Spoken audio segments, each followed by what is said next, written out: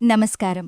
ఈరోజు మనం మాట్లాడుకోబోయే విషయం మన భారతీయ సంస్కృతిలో అత్యంత పవిత్రమైన, అత్యంత శాస్త్రీయమైన మరియు జీవితానికి దిశానిర్దేశం చేసే పండుగ గురించి. అది సంక్రాంతి.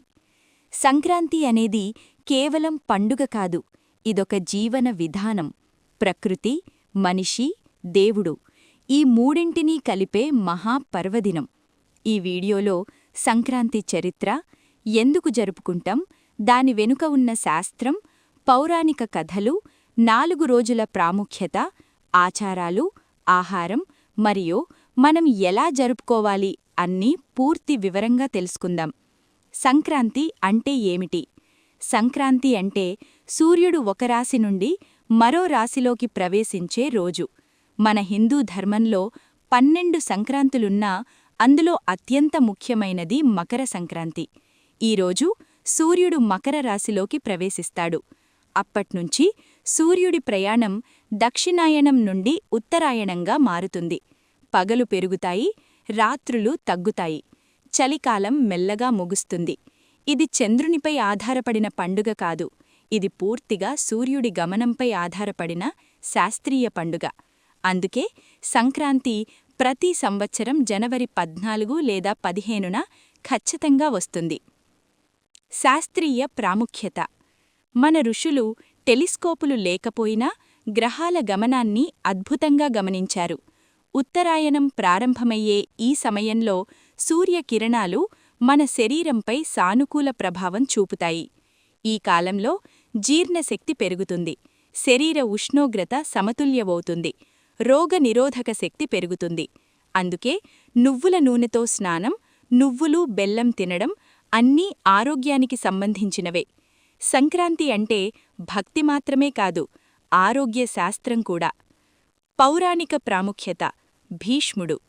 మహాభారతంలో భీష్మ పితామహుడు ఇచ్ఛామరణ వరం పొందినవాడు.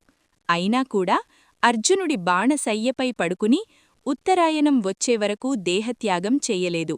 ఎందుకు? ఎందుకంటే ఉత్తరాయణం కాలం మోక్షానికి అనుకూలం. ఈ కథ మనకు చెప్పేదేంటి? ప్రకృతి కాలాన్ని గౌరవించాలి, జీవితం కూడా ధర్మానుసారం ఉండాలి, మరణం కూడా శుభకాలంలో ఉండాలి. అందుకే సంక్రాంతి ఆధ్యాత్మికంగా అత్యంత పవిత్రమైన రోజు. సంక్రాంతి ఎందుకు జరుపుకుంటాం?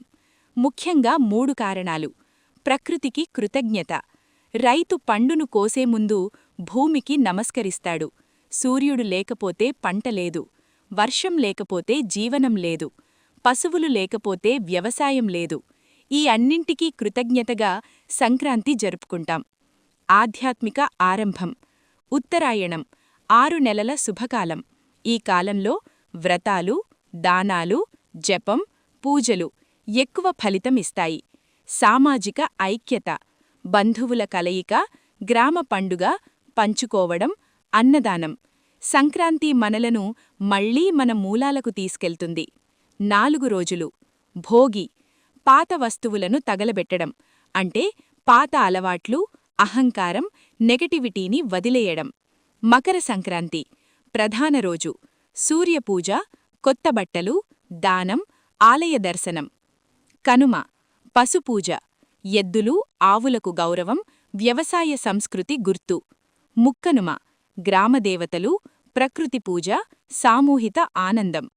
ఆహారం, ఆచారాలు. నువ్వులు, బెల్లం. చలికాలానికి సరైన ఆహారం. నువ్వులు శరీరానికి ఉష్ణత, బెల్లం రక్తశుద్ధి. ముగ్గులు.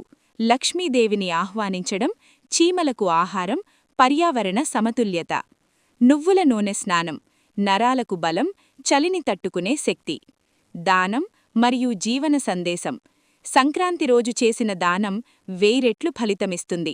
బియ్యం, నువ్వులు, బెల్లం, దుస్తులు, అన్నదానం ఇవన్నీ మనలోని మానవత్వాన్ని పెంచుతాయి. సంక్రాంతి కేవలం పండుగ కాదు, ఇది మనకు చెప్పే సందేశం. ప్రకృతితో కలిసి జీవించండి, కృతజ్ఞత నేర్చుకోండి, పంచుకోవడం అలవాటు చేసుకోండి, ధర్మ మార్గంలో నడవండి. సూర్యుడు ఎలా ఎవరినీ అడగకుండా ప్రకాశిస్తాడో మన జీవితం కూడా అలా ధర్మంతో ప్రకాశించాలి. అదే సంక్రాంతి యొక్క నిజమైన అర్థం.